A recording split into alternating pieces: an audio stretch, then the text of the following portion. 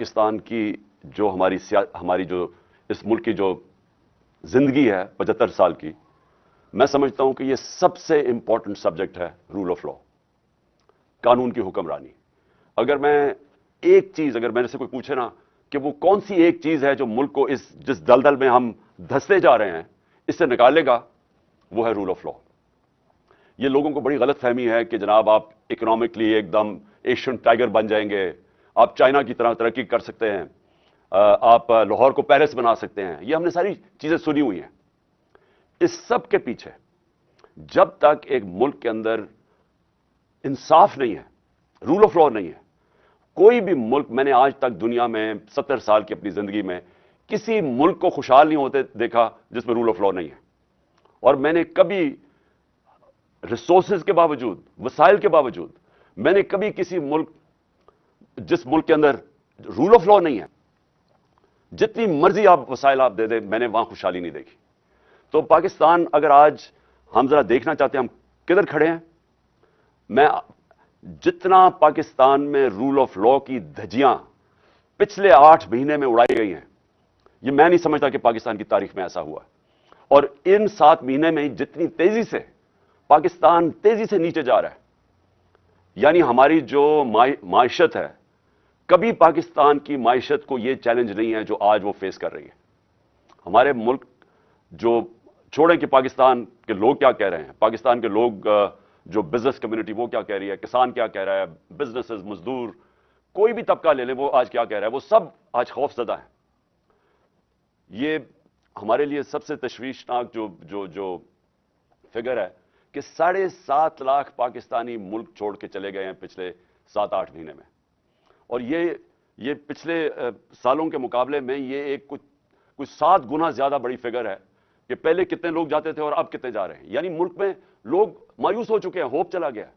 یہ جو 7 مہینے میں پاکستان سے ہوا ہے، اور کیا ہوا ہے، جنگل کا قانون ہوا ہے پاکستان میں۔ اور میں کیونکہ ریسپیکٹڈ لائرز بیٹھے ہوئے میرے سامنے، میں آپ سب کے لیے یہ کہنا چاہتا ہوں کہ یہ آپ کی سب سے بڑی ذمہ داری ہے آج، کیونکہ رول آف لا کو اپ ہولڈ کرتا ہے پاکستان کی لیگل کمیونٹی، جوڈیشری اور وکیل۔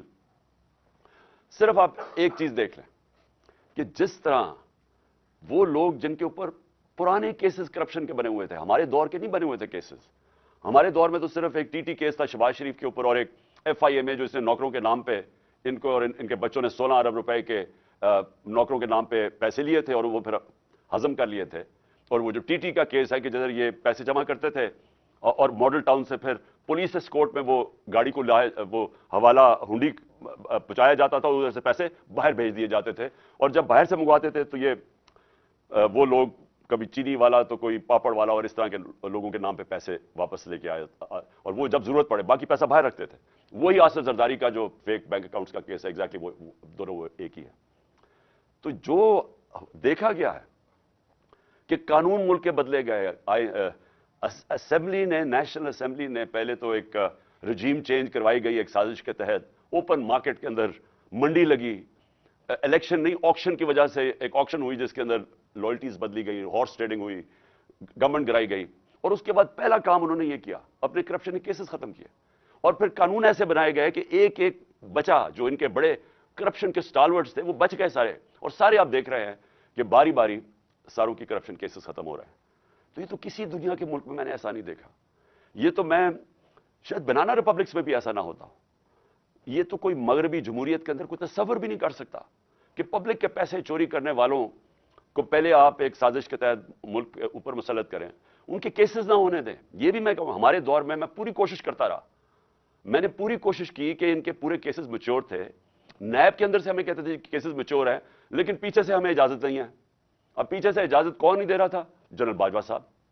جنرل باجوہ پیچھے بیٹھے ہوئے تھے، وہ فیصلہ کرتے تھے کہ کون سی نیب نے کس کے اوپر کب کتنا دبانا ہے، پھر کب چھوڑ دینا ہے، کب اندر اس کو ڈالنا ہے۔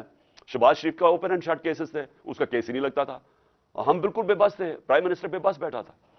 اور یہ کیا شو کرتا ہے کہ یہاں ملک کے اندر جو قانون کی حکمرانی ہے وہ نہیں ہے، طاقت کی حکمرانی ہے۔ اور یہ اس سے صرف یہی نہیں ہے کہ اس وقت ملک کے وہ بڑے بڑے کرمنلز باہر پھر رہے ہیں اور ملک کے اوپر بیٹھے ہوئے اور فیصلے کر رہے ہیں، اپنے کیسز بچا رہے ہیں، اور ملک کی اکانومی نیچے چلی گئی اور یہ اوپر ان کی سارے کیسز معاف ہو گئے ہیں۔ اور باقی بھی بیٹھے ہوئے آنے کے لیے. یہ کسی بھی ڈیموکریٹک سوسائٹی میں, آج اگر آپ چائنا کو کہتے ہیں چلیے جی چائنا مغرب کہتا ہے کہ وہ ڈیموکریٹک سوسائٹی نہیں ہے, لیکن پریزیڈنٹ شی جن پنگ نے 450 وزیروں کو 7-8 سالوں کے اندر اس نے جیلوں میں ڈالا کرپشن پہ.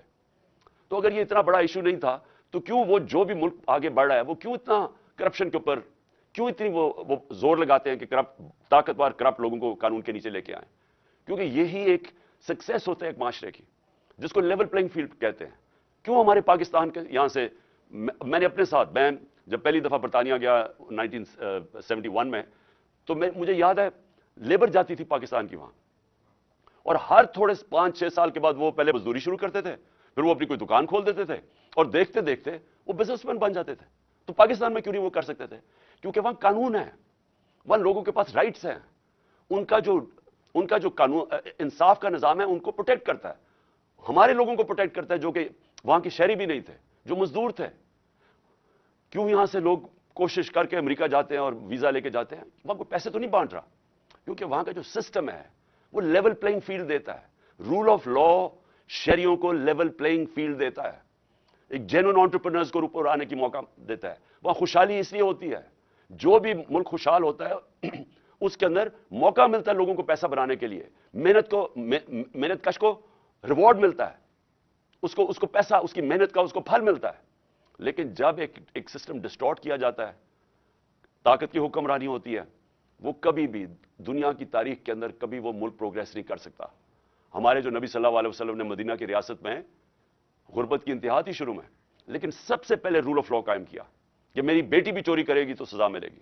اور تمہارے سے پہلے بڑی قومیں تباہ ہوئی, جو طاقتور کے لیے ایک قانون تھا اور کمزور کے لیے دوسرا تھا.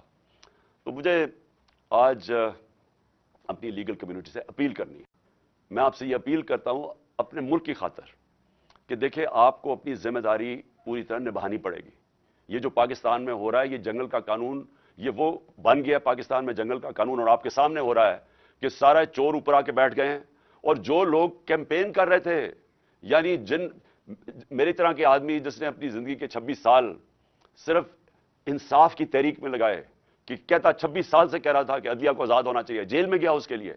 26 سال سے میں کہتا گیا کہ رول آف لا ہونا چاہیے. یہ جو لوگ چوری کر کے اپنے آپ کو قانون کے اوپر بٹھا دیتے ہیں, یا وہ کہ جو کوئی ادارہ اپنے آپ کو قانون کے اوپر سمجھتا ہے, یہ کبھی بھی ملک ترقی نہیں کر سکتا. اور یہ میں نے میری یہ 26 سال کی یہ میری جدوجہد تھی, اور 3.5 سال جب میں گورنمنٹ میں بیٹھا تھا تب بھی میں اس کے اوپر پورا جدوجہد کرتا گیا. جب میں کہتا گیا کہ میں NRO نہیں دوں گا. NRO کا مطلب کیا ہے؟ NRO دینے کا مطلب یہ ہے کہ آپ وہ لوگ جنہوں نے پبلک کا پیسہ چوری کیا ہے, آپ اپنی کرسی بچانے کے لیے, کیونکہ وہ آپ کو بلیک میل کر رہے ہیں, آپ ان کو معافی دے دیں, جو جنرل مشرف نے کیا تھا اور اس بار جنرل باجوہ نے کیا ہے.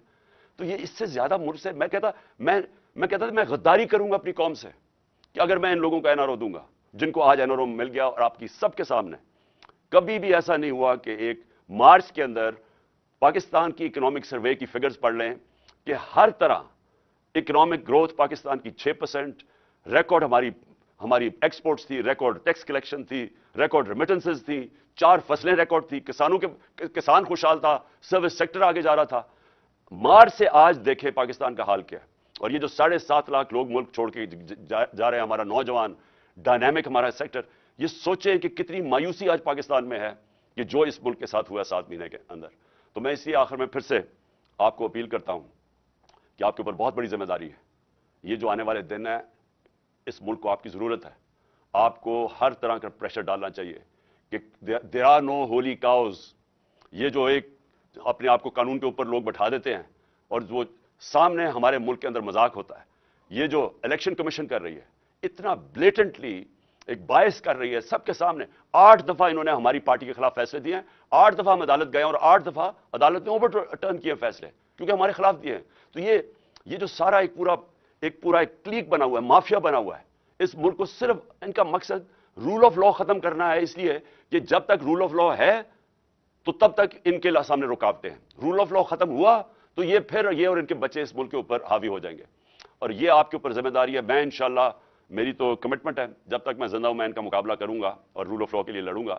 لیکن میں پھر سے یہ چاہتا ہوں کہ ہماری جو لیگل کمیونٹی ہے اس کی بہت بڑی ذمہ داری ہے, اور میں امید رکھتا ہوں کہ آپ اب اس ملک کو بچانے کے لیے, کیونکہ میں ایکچولی بلیو کرتا ہوں کہ اگر ہم نے رول آف لا کے لیے نہ لڑے تو ہمارے ملک کا کوئی فیوچر نہیں ہے. شکریہ.